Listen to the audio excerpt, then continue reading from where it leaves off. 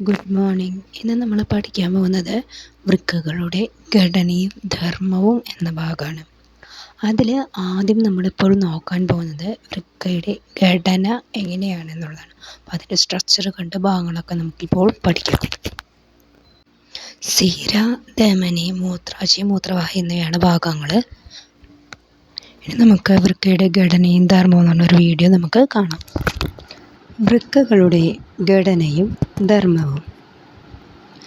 നമ്മുടെ ശരീരത്തിലെ ഏറ്റവും പ്രധാനപ്പെട്ട വിസർജനാവയവമാണ് വൃക്കകൾ. ഇവ മനുഷ്യ ശരീരത്തിലെ അരിപ്പകളായി പ്രവർത്തിക്കുന്നു.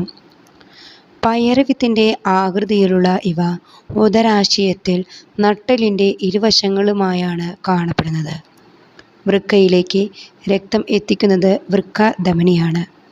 വൃക്കാധമനി വഴി എത്തുന്ന രക്തത്തിൽ യൂറിയ, ഗ്ലൂക്കോസ്, ലവണങ്ങൾ, ഓക്സിജൻ, മറ്റ് ഘടകങ്ങൾ എന്നിവ ഉണ്ടായിരിക്കും. എന്നാൽ അരിക്കലിന് ശേഷം വൃക്കാസിരയിലൂടെ തിരിച്ചു പോകുന്ന രക്തത്തിൽ യൂറിയ, ഗ്ലൂക്കോസ്, ലവണങ്ങൾ, ഓക്സിജൻ, മറ്റ് ഘടകങ്ങൾ എന്നിവയുടെ അളവ് താരതമ്യേന കുറവായിരിക്കും.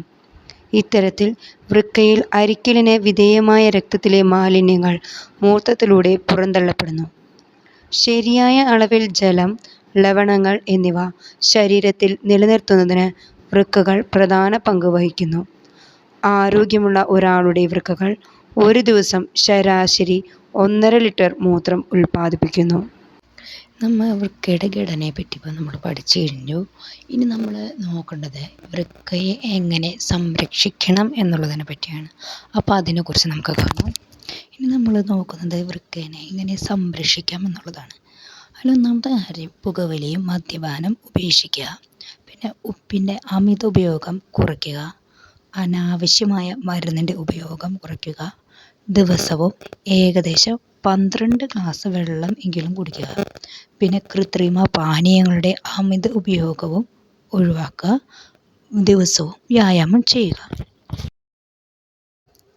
ഇനി നമ്മൾ പഠിക്കാൻ പോകുന്നത് വൃക്ക മാറ്റിവെക്കലിനെ കുറിച്ചിട്ടാണ്. ആരോഗ്യമുള്ള ദാതാവിൽ നിന്ന് ഒരു വൃക്കയെടുത്ത് 2 വൃക്കകളും തകരാറിലായ ഒരാളിലേക്ക് വച്ച് പിടിപ്പിക്കുന്നതാണ് വൃക്ക മാറ്റിവെക്കൽ.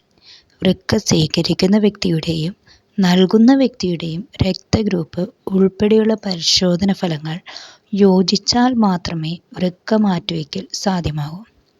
18 വയസ്സ് പൂർത്തിയായ ആരോഗ്യമുള്ള ഏതൊരാൾക്കും വൃക്കകളിൽ ഒന്ന് ദാനം ചെയ്യാം. ഇതിനെക്കുറിച്ച് നമുക്ക് കൂടുതൽ ഡീറ്റെയിൽ ആയിട്ട് മറ്റ് ക്ലാസ്സുകളിലൊക്കെ നമുക്ക് പഠിക്കാൻ സാധിക്കും. അപ്പോൾ എന്താണ് വൃക്ക മാറ്റിവെക്കൽ? 2 വൃക്കകളും തകരാറിലായവർക്കാണ് നമ്മൾ വൃക്ക മാറ്റിവെക്കൽ നടത്തുന്നത്. ഇനി നമ്മൾ നോക്കാൻ പോകുന്നത് ഡയാലിസിസ് എന്താണെന്നുള്ളതാണ്. എന്താണ് ഡയാലിസിസ്? എപ്പോഴാണ് ഡയാലിസിസ് ചെയ്യേണ്ടത്? ആരോഗ്യപരമായും കാത്തു സൂക്ഷിക്കുന്നതിൽ വൃക്കകൾക്ക് വലിയ പങ്കുണ്ട്. വൃക്കകൾ നമ്മുടെ ശരീരത്തിലെ അധികമായുള്ള ജലവും മാലിന്യങ്ങളും നീക്കി രക്തം ശുദ്ധീകരിക്കുന്നു. ഇതുവഴി ശരീരത്തിലെ രക്തസമ്മർദ്ദവും രാസവസ്തുക്കളുടെ സാന്നിധ്യവും നിയന്ത്രിക്കുന്നു. വൃക്കകളുടെ പ്രവർത്തനം തകരാറിൽ ആകുന്നതിന് ഒരുപാട് കാരണങ്ങളുണ്ട്. അതിൽ ഏറ്റവും പ്രധാനം നിയന്ത്രിതമല്ലാത്ത രക്തസമ്മർദ്ദവും രക്തത്തിലെ പഞ്ചസാരയുടെ അളവുമാണ്. അതിനു പുറമെ മദ്യത്തിൻ്റെ ഉപയോഗവും ഹെപ്പറ്റൈറ്റിസ് ബി വൈറസും HIV വൈറസും വൃക്കകളുടെ പ്രവർത്തനം തകരാറിലാക്കും. വൃക്കകൾ ശരിയായി പ്രവർത്തിക്കാതിരിക്കുമ്പോൾ ശരീരത്തിലെ രക്തം ശുദ്ധീകരിക്കപ്പെടാതിരിക്കുകയും രക്തത്തിൽ മാലിന്യങ്ങൾ കുമിഞ്ഞുകൂടുകയും ചെയ്യുന്നു. ഇത് നമ്മുടെ ശരീരത്തെ വിഷമയമാക്കുകയും അവയവങ്ങളുടെ പ്രവർത്തനം തകരാറിലാക്കുകയും ചെയ്യുന്നു.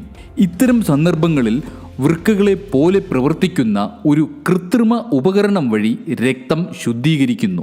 ഡയാലിസിസ് എന്ന് പറയുന്നത് രക്തം ശുദ്ധീകരിക്കുന്ന ഒരു പ്രക്രിയയാണ്. ഇതിനെ റീനൽ റീപ്ലേസ്മെന്റ് തെറാപ്പി എന്നും പറയുന്നു. വൃക്കകളുടെ പ്രവർത്തനം 80% തൊട്ട് 90% വരെ നിലയ്ക്കുമ്പോൾ മാത്രമാണ് നിങ്ങളുടെ ഡോക്ടർ ഡയാലിസിസ് നിർദ്ദേശിക്കുകയുള്ളൂ. ഡയാലിസിസ് പ്രധാനമായും 3 തരത്തിലാണ്. രോഗത്തിൻ്റെയും വൃക്കകളുടെയും അവസ്ഥ നോക്കിയാണ് ഡോക്ടർ ഏത് ഡയാലിസിസ് വേണമെന്ന് തീരുമാനിക്കുന്നത്. 1. Haemo dialysis. ഇതാണ് ഏറ്റവും കൂടുതൽ ഉപയോഗിക്കുന്ന തരം ഡയാലിസിസ്. ഇതിൽ രക്തം ഒരു കൃത്രിമ മെഷീനിലേക്ക് കടത്തിവിടുന്നു. ഈ മെഷീൻ നിങ്ങളുടെ രക്തം ശുദ്ധീകരിക്കുന്നു. ഇങ്ങനെ ശുദ്ധീകരിച്ച രക്തം വീണ്ടും ശരീരത്തിലേക്ക് തന്നെ കടത്തിവിടുന്നു. വൃക്കകളുടെ ആരോഗ്യസ്ഥിതി അനുസരിച്ച് ചില രോഗികളിൽ ഒരു ആഴ്ചയിൽ തന്നെ 2-3 പ്രാവശ്യം ഡയാലിസിസ് ചെയ്യേണ്ടി വരാറുണ്ട്. ഒരു ഡയാലിസിസ് പൂർത്തിയാക്കാൻ 3 മുതൽ 4 മണിക്കൂർ വരെ സമയമെടുക്കുന്നു. ദീർഘകാലം ഡയാലിസിസ് വേണ്ടിവരുന്ന രോഗികൾ ആണെങ്കിൽ കുറച്ചു നാളുകൾക്ക് ശേഷം വീട്ടിൽ തന്നെ ഡയാലിസിസ് ചെയ്യാൻ കഴിയുന്നതാണ്. ഇത് ഹീമോ ഡയാലിസിസിന്റെ ഒരു നല്ല വശമാണ്. പക്ഷേ ഹീമോ ഡയാലിസിസിന് കുറഞ്ഞ രക്തസമ്മർദ്ദം, ചൊറിച്ചിൽ, വിളർച്ച, പെട്ടെന്നുള്ള ഹൃദയാഘാതം, ഉറക്കമില്ലായ്മ തുടങ്ങിയ പാർശ്വഫലങ്ങളും കാണാറുണ്ട്. 2. Peritoneal dialysis. പെരിറ്റോണിയൽ ഡയാലിസിസ് വയറിൽ സർജറി നടത്തി ഒരു കത്തീറ്റർ പിടിപ്പിക്കുന്നു. ഈ കത്തീറ്റർ ഒരു പ്രകൃതിദത്ത ഫിൽട്ടറായി പ്രവർത്തിച്ച് രക്തത്തിലെ മാലിന്യങ്ങൾ നീക്കുന്നതാണ്. ഈ ശുദ്ധീകരണ പ്രക്രിയ ഒരു ദിവസത്തിൽ 4 മുതൽ 6 പ്രാവശ്യം വരെ ആവർത്തിക്കാം. മാത്രമല്ല ഇതിന് ഹീമോ ഡയാലിസിസിനേക്കാൾ കുറച്ചു കൂടുതൽ സമയം ആവശ്യമാണ്. ഹെർണിയ, ഉയർന്ന രക്തസമ്മർദ്ദം, പനി, വൈറൽ ഇൻഫെക്ഷൻസ് തുടങ്ങിയ പാർശ്വഫലങ്ങളും പെരിറ്റോണിയൽ ഡയാലിസിസിന് ഉണ്ടാകുന്നതാണ്. 3. തുടർച്ചയായ ഡയാലിസിസ്. ഗുരുതര അവസ്ഥയിൽ ICUവിലും മറ്റും ഉള്ള രോഗികൾക്കാണ് ഇങ്ങനെ തുടർച്ചയായ ഡയാലിസിസ് ചെയ്യുന്നത്. ഇതിനെ ഹോം ഫിൽട്രേഷൻ എന്നും പറയുന്നു. ഇതിൽ ഫിൽട്ടറിംഗ് ട്യൂബ് രക്തത്തിലുള്ള മാലിന്യങ്ങളും അധികമുള്ള ജലാംശവും നീക്കുന്നു. ഇങ്ങനെ ശുദ്ധീകരിക്കുന്ന രക്തം പിന്നീട് ശരീരത്തിലേക്ക് തന്നെ തിരിച്ചു കയറ്റുന്നു. വളരെ ഗുരുതരാവസ്ഥയിൽ തുടരുന്ന രോഗികളിൽ മാത്രമേ ഈ ഡയാലിസിസ് രീതി ഉപയോഗിക്കുന്നുള്ളൂ.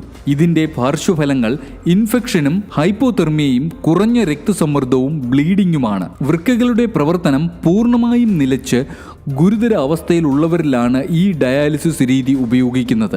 അതുകൊണ്ടുതന്നെ ഇത്തരം രോഗികളിൽ വൃക്ക മാറ്റിവെക്കുക എന്നതാണ് അടുത്ത ഘട്ടം.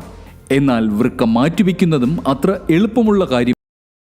ഇതുവരെ നമ്മൾ വൃക്കയുടെ ഘടന എന്താണ്, വൃക്ക എങ്ങനെയാണ് സംരക്ഷിക്കേണ്ടത്, എന്താണ് ഡയാലിസിസ്, എന്താണ് വൃക്ക മാറ്റിവെക്കൽ എന്നൊക്കെ നമ്മൾ പഠിച്ചു. ഇനി നമ്മുടെ ശരീരത്തിലെ മറ്റ് വിസർജന അവയവങ്ങൾ ഏതൊക്കെയാണെന്ന് നമുക്കൊന്ന് നോക്കാം. ഒന്നാമത്തെയാണ് ത്വക്ക്.